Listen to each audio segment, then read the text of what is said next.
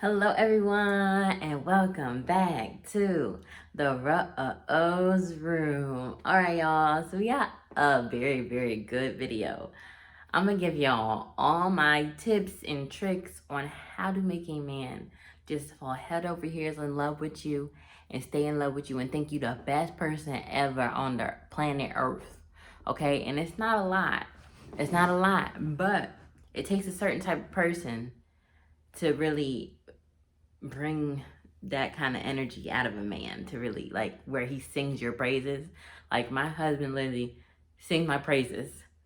Like he literally does. I'm not perfect, but what I do for him and how much I give to him and sow into him and pour into this man the way that I do, he does not take it for granted and he loves me for it. So I was like, how about I share these tips with the other women in the world that want their man to feel the same way that my man feels about me?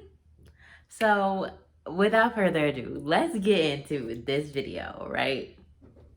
So where do we start? Let's get some little background information. So me and Joe have been together almost 7 years. It'll be 7 years on September 24th. So, yeah, 7 years together. And we got married a couple months ago. And let me tell you, relationship Jayla and just girlfriend, fiance Jayla is way different than wife Jayla. Wife Jayla is so much more intentional about the things that I do, the things that I say, the way that I treat him. I've always treated him well, but I think it's gotten a lot better now that he has fully committed to me. Because that was one thing that I didn't like he wasn't fully committed to me. I was like, is it taking too long? Hurry up. But now that he has, I stepped up my game, y'all. I stepped up my game. So let me tell y'all my tricks. Okay. Number one, I genuinely love serving this man. And I don't just mean like food. Like I have a servant's heart when it comes to him. No matter if I'm mad at him, angry, upset, I still serve him. Like if he asks me, Jayla, can you get me a cup of water? Yes, I will get you a cup of water. Can you make me some tea? Yes, I will make you some tea. Hey, can you do this for me? Can you take care of this situation for me? Yes, I got you, babe. I got you. And he absolutely loves that. He tells me all the time, like, you treat me like a king. Like I come home from the world and they beat me down, they beat me down, they beat me down. And you come home, I come home and I get treated like with such love and appreciation. And I serve. I genuinely have a heart to serve him, no matter how I feel about him. And that's one thing that a lot of women forget, I feel like sometimes, is to like make them feel important and let them know that you respect and love them and appreciate just their presence. Not what they do for you, but their presence that they have when they're in the house. Because not all men have that presence, but the good ones, y'all know it. When you have a good man and you know what that presence is like. But so yeah, serve him. Second thing, if y'all don't know about the 5 love languages, y'all need to either go listen to the audiobook or get the book and read it. So I read that book actually last year and it helped like a whole lot with how I show him love on a daily basis. So his love languages right now, his top 2 are words of affirmation and acts of service. See, service. He likes to be served. I think most men like to be like served and serviced. Okay? So, yeah. Those 2. So, my words of affirmation, now the thing that with that, you can't just be sending messages every day like, oh, this is this, that, trying to be positive all the time. It has to come up from a place of being very genuine. Because if you're not genuine, they're going to be like, whatever. So, it literally, how I go about it is I'll pray for the day. And usually, even if I don't pray for the day, I'll just pop up in my head, hey, send him this. Hey, he needs to hear this. Hey, write him this, or say this to him. And it's very genuine. Every time I do it, every time, I don't do it every day, but I do it whenever I feel that it needs to be said. I send him a message so I send him a message that'll encourage or uplift him or just make him smile. Just remind him about how powerful, how strong, how resilient, and how great of a man and a person that he is. Because all men need to hear that. I don't care if your love language is touch. All men need to know that they are important, that they are heard, and that they are seen. Okay? Yeah. That right there is something that can be life changing. Because a lot of women, I don't think about that sometimes. They just be like, oh, I'm here for him, like I give him hugs, I listen to his problems, but he needs you when he's at work, because you don't know what he's going through at work. You don't know who he's dealing with while he's at work. You don't know all the things that he's thinking about at work. So he needs to hear that continuously throughout the weeks, the days. It really makes a difference in how they come home, and just their outlook on life, and you as a person, because they're like, oh my gosh, she really cares about me. She really has my best interest at heart. All right, so that's that part. So 3, I would say the thing that I'm learning, is when you make a request known to your man, like, hey, I want to spend more time with you, or hey, can we go on more dates? Hey, can we do this? Can we do that? Don't make it a sliding scale. Like, we move the target sometimes with them. Like, one week you tell them, I want this is what I need from you, and then the next week you're adding more on top of that. It can be very detrimental to his willingness to do those things for you, because he's like, you're never satisfied. And Joe has literally said this to me sometimes, like, it feels like you're never satisfied, because every couple of days or every week or every month you're saying, oh, I'm doing the things that you asked me to do for you, to make you happy, to make you feel loved, stuff like that, but then you're adding more on top of it. And I was like, dang, you're right. Like, I need to chill. And what was happening, I think a lot of women don't really pay attention to this. I was comparing my relationship to other people's relationships that I was seeing on Instagram, where, they're going out and getting these big old bouquet of flowers, and they're doing all this extra stuff. And I'm like, oh, I want that. Oh, I want that. So I was literally going to him. I'm like, I want you to do this for me. I want you to do that for me. I want you to do this. And he's like, bro, where is this coming from? Like it is a point where it becomes too much, because they can't be everything for you. They can't do everything, because they have their own lives to live. And that's what sometimes we forget as women. Like, the world does not revolve around us in the relationship. It doesn't. And that's one of the harsh realities that we have to realize. Like, the world does not revolve around us. That man has other things to do, especially if he had kids. He has, to pour into his kids. He has family, he has parents, siblings. Like, the world cannot revolve around you. So do not take for granted the things that he does do for you, the time that he takes for you out of his day. Even if it's, hey babe, let's watch a movie. Hey babe, let's watch our favorite TV show together. Do not take those moments for granted, because he could be out doing something else. He could be at the park, like my man. He like going to the park. But that's part of his thing that helps him stay sane. So I don't even trip over that half the time. So yeah, just remember, the world does not revolve around you. Okay? Give that man some space. Give him some space. Let me say it again.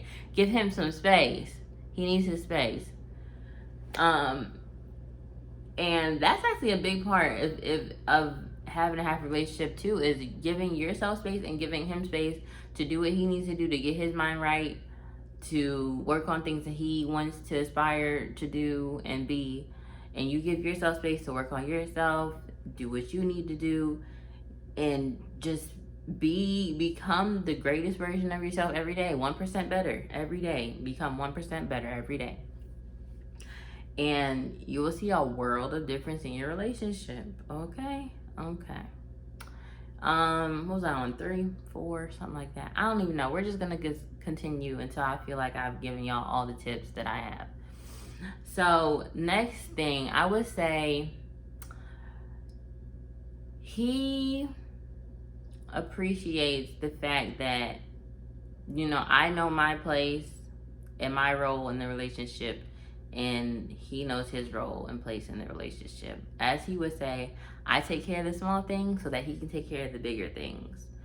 So while he's out planning our life, planning our future, financial future, all that great stuff, planning where we're gonna live, new car, all this stuff, he's planning all this. I'm taking care of the house. I'm taking care of Luna. Not saying that he doesn't take care of Luna, because he does. He does. He put her to bed, he'll give her a bath, get her dressed in the morning, take her to the school bus if she asks him to. Yeah. But you just gotta just know what you're good at, know your strengths and weaknesses, and then know his strengths and weaknesses, and y'all both build on that. Use your strengths. So my area of strength is in the house, taking care of nurturing the child, teaching the child, keeping her well kept, hair, all that. I do that because that's my domain.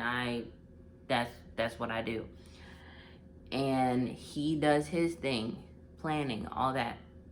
Know your place. That's all I'm gonna say. Know your place. Know what you're good at, know what he's good at. Let him do what he's good at, you do what you're good at.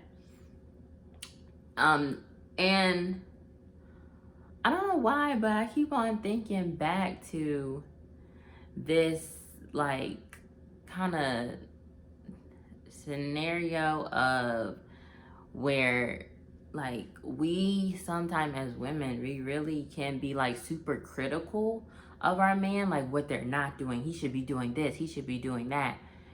And that's one thing that I did for a little bit, but I stopped. I stopped because I was like, dang, like he does not do this to me. He's not super critical of me. He's not constantly telling me, Jayla, you're not doing this. Jayla, you're not doing that. Jayla, like we talk about things that we have to work on, but he's not being like super critical of me to where it's like tearing me down or making me feel bad. But women sometimes can be very critical of men, of the things that you want them to do or you expect of them, and just having that kind of mentality of he's supposed to make me happy. No, y'all supposed to be making each other happy. Okay? Y'all, it's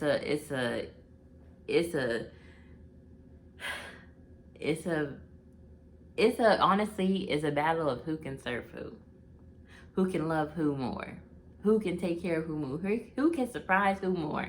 Like, that should be y'all's objective in the relationship, is what can I do to make this person's life better? What can I do to help this person get to where they want to go? What can I do for this person? Because sometimes we just want to take, we want to take and get. And you're not being conscious of the fact that you're taking and getting all this stuff, but what are you giving out? What are you giving this man or woman? What are you giving them? Like, y'all think this is gonna be a successful relationship and all he's doing is giving you stuff and you're just like, oh, thank you, and being all pretty? Like, no. It don't work like that. It don't work like that. All right, and the last thing I'm gonna talk about is the fact that some of the time we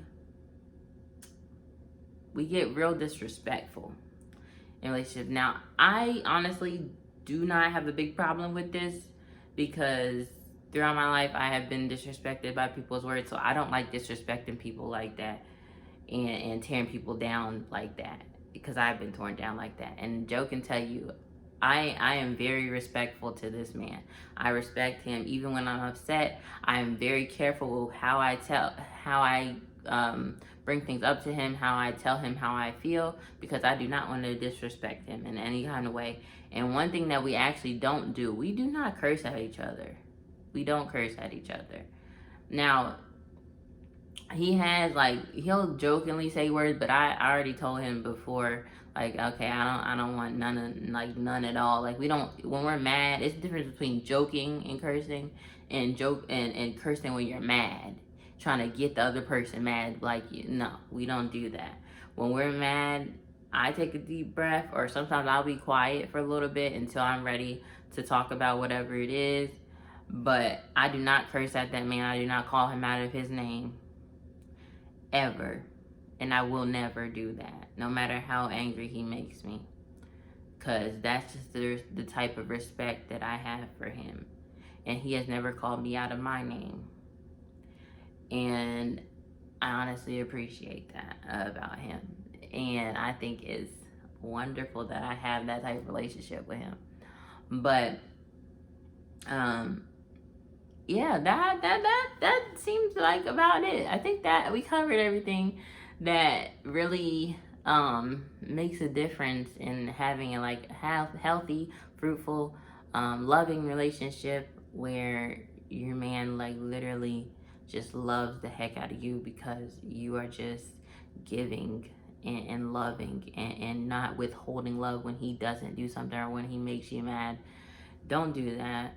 Don't do that, because we're supposed to, in marriage and in relationship, really, to, if you want to get to marriage, you need to be portraying God's love. Now, God doesn't stop loving us when he's mad at us or when we sin or anything. So that's the kind of same mindset you should have in your relationship. Don't withhold your love because of a temporary feeling that'll go away within an hour or so. Don't withhold your love. Don't be mean and snooty and just conniving and spiteful and trying to hurt him with these words because he made you mad about something small. Like, it's so many things that that to just not do. Y'all, like, I feel like at the end of the day, y'all know what y'all doing. Y'all are very smart women, and y'all know right from wrong, and you can tell when you've done something wrong, and you can tell even beforehand how that's going to affect the other person when you do it. So just don't do it. If you know it's wrong, if you know it's going to hurt them, don't do it. Don't do it, because that could literally be their last straw with you. Literally, that could be their last straw, and then you're gonna regret it when they break up with you or when they leave you, because you done said something mean and hateful and spiteful out of your mouth in a little fit of anger. Okay, don't do it, especially if they're not going around cheating on you or disrespecting you or doing this spiteful stuff to you, because it's a two-way street. But even if they are doing that to you or saying things like off the wall to you, you should have been left, baby. I don't know what to tell you. You should have been left, because ain't nobody just gonna treat me no type of way. That's the type of self-respect that I have for myself. I'm not just gonna let nobody treat me no type of way. Okay, I'm not gonna do it. I'm not gonna do it. I'm not gonna put up with it. No. So yeah, that's all I got for y'all today. I hope y'all enjoyed. I hope y'all got some little nuggets from that. If y'all want a part 2, let me know. If y'all want me to go more into depth and give like more like examples and stuff like that, let me know in the comments. Yeah, I love y'all. See y'all in the next video. We're leaving the Rose Room. Peace.